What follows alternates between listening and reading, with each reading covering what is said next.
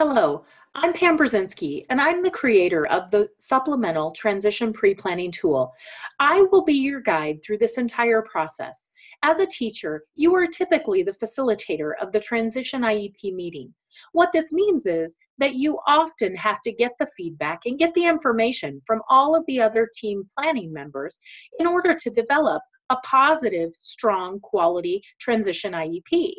And so today, I want to introduce you to a tool that I hope will help you in increasing the quality and participation and student-focused centered practices that you use for your transition planning.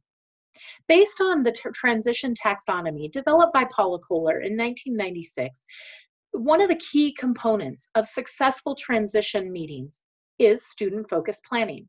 Students need to be involved in their meetings. The IEP needs to be developed with a simple student focus in mind, and every single member on the team needs to take part in that. And that's a concern within our local area and in addition to the nation. So we want to look at current research that says that if pre-planning tools are used, that we can increase student and team participation. We can develop stronger, more quality IEPs and transition plans that are going to help the student as they transition out of high school to more positive post-secondary outcomes. And in addition, we find a greater satisfaction with team members as we go through this process. So today, I'm going to introduce you to this planning tool. This tool was created for teachers. It was created to meet resources that you don't have at this current time. Teachers mention that they don't have time, and so this resource was created to have a verbal component so that I will guide people through the completion of this, and that your time will be very minimal that you have to involve yourself with. But you will still have the same positive outcomes as if you would have had to lead them yourself. And in addition, it's a free resource, and every teacher across the nation can use free resources at any given time. So the key thing that I want to share with you now is that this plan was specifically created with 5 key steps in mind. And when we look at the 5 key steps, we look at step 1. We guide the team, the entire team, on identifying what the student's strengths and abilities are. Step 2. We provide family, professional, and community support members that might be those individuals who implement our tasks, and they might be those individuals who are going to support youth as they transition. Identifying them is critical. Step 3, we will walk you through the process of identifying the current community integrated activities that students are involved in. Knowing where students are involved and what their strengths are and who can support them is critical to moving on to step 4 and step 5. Identifying students' goals, hopes, dreams, and their current skills helps us know what they are able to do.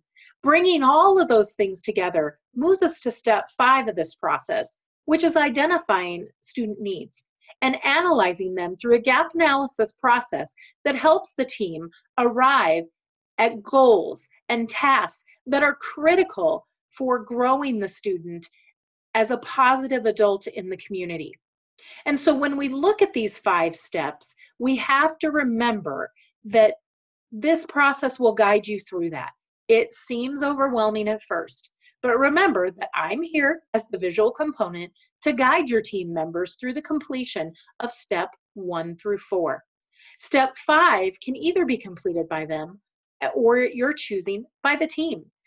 It is not in any way developed to overrule any facilitated model that is offered currently by your state, but simply as a supplement for you as a teacher and a resource for you as a teacher.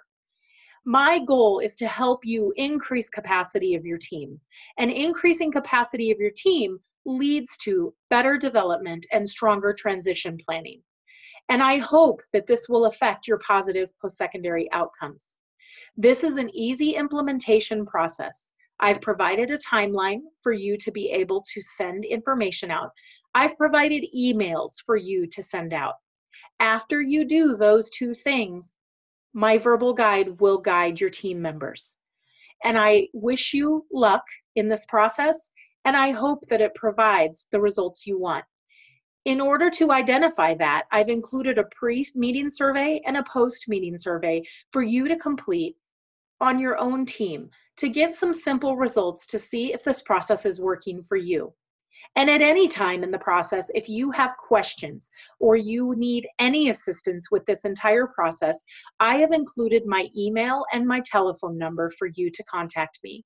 As the creator of this tool, I do not have a problem with you doing that. So I welcome you to this process. And if you have any questions, please do not hesitate to ask.